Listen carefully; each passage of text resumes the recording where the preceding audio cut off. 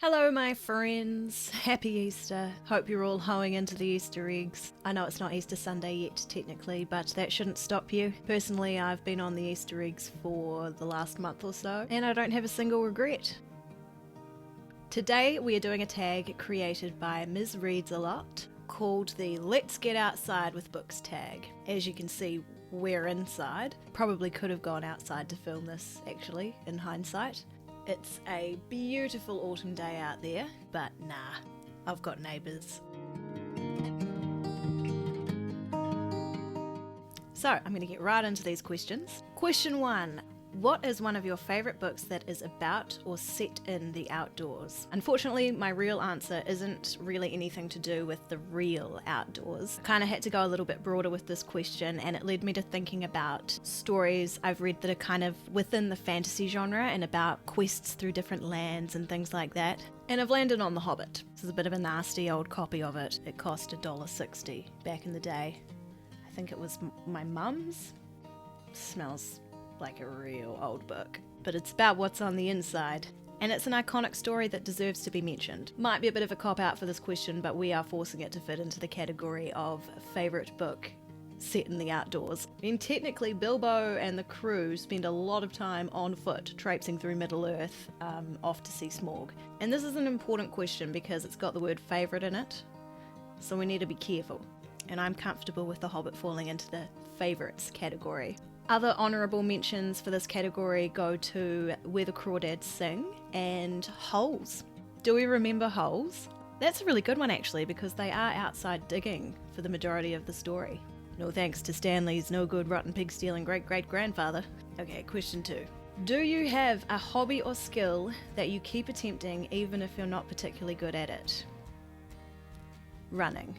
I've been doing it for like, ooh, my stomach's rumbling. Running. I've been doing it for about 4 years now, and I should be so much better at it than I am.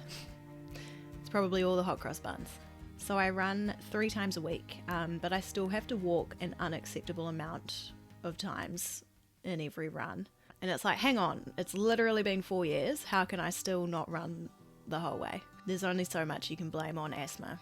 So yeah, I've kind of plateaued in my running career, but I enjoy it and it's been good for my mental health. But to try and improve this running plateau situation I'm in, I have started doing these at-home workouts for runners. And by started, I mean last week. I've done it 3 times, so watch this space. You might be seeing me at the next Olympics. Right, question 3. Recommend a book where the central theme is dealing with grief.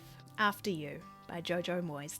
This is the sequel to Me Before You, which, if you haven't read, you may have seen or heard of the movie, starring Khaleesi from Game of Thrones, also known by her actual name, Emilia Clarke.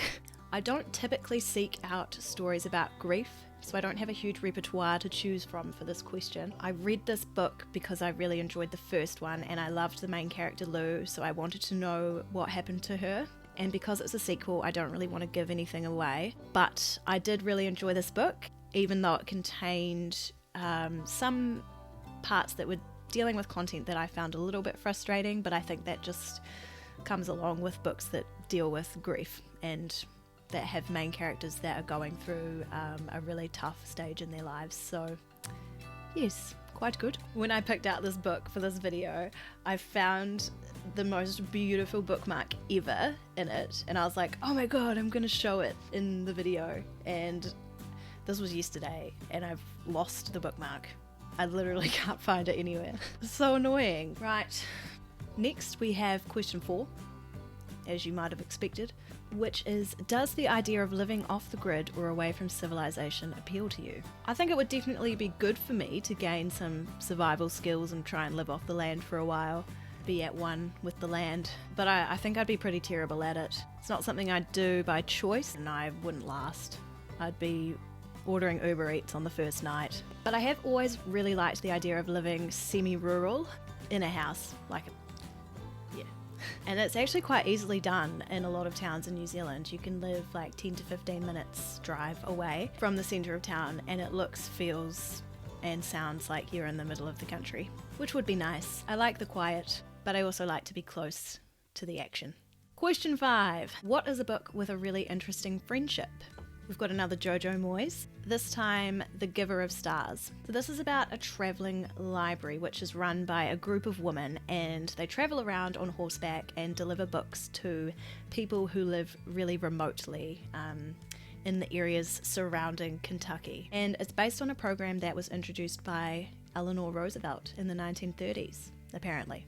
Anyway, it's a really unlikely group of women. They're all kind of misfits and they don't fit in the town, and they come together and form a really special bond, which you wouldn't expect. And yeah, I really enjoyed it. Question 6. Do you like the water? Love the shallow end. I'm not huge on water, to be honest. I'm not very buoyant. Every summer I try to like the water and fail. Didn't really enjoy swimming from a young age. Comment below if you hated school swimming sports. I also had grommets when I was younger.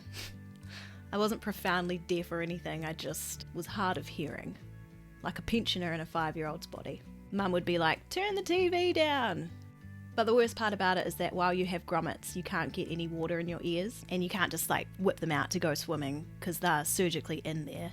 You can't see them or anything. And unfortunately for me, this whole grommets ordeal occurred around the age where it's basically compulsory for Kiwi kids to learn how to swim. So anyway, I'd go along to my swimming lessons and I'd have to wear earplugs and also this wrap around my head just to fully seal off my ears. So I'd be in this chaotic swimming pool with 30 other kids splashing around, just trying to follow what I'm supposed to be doing without the use of hearing.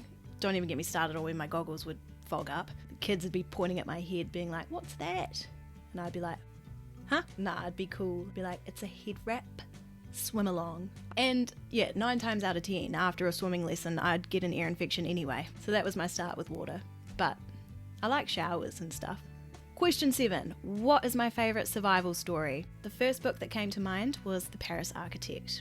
It is set in Paris during World War II, and it's about an architect that designs hiding places for Jews. Just FYI, it is quite disturbing, I think, even compared to other World War II historical fiction books. But yeah, I thought it was a really gripping story about trying to survive during one of the worst periods in history, basically. And the main character went from being a really hateable guy to a really good guy by the end, which was cool. So check it out if you haven't already, and let me know if you have. I'd love to hear what you thought. Question 8. Do I like the stormy weather? If I'm inside, it's nice being cozy, but if I've got to go anywhere, then nah. If it doesn't last for too long, then give me some stormy weather.